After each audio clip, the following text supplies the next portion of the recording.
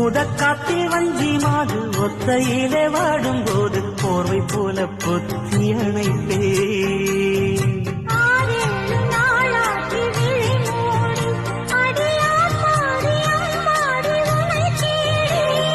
நீதானே மானில் என் இளஞ்சோடி, உனை நீங்காது என்றும் என் உயிர்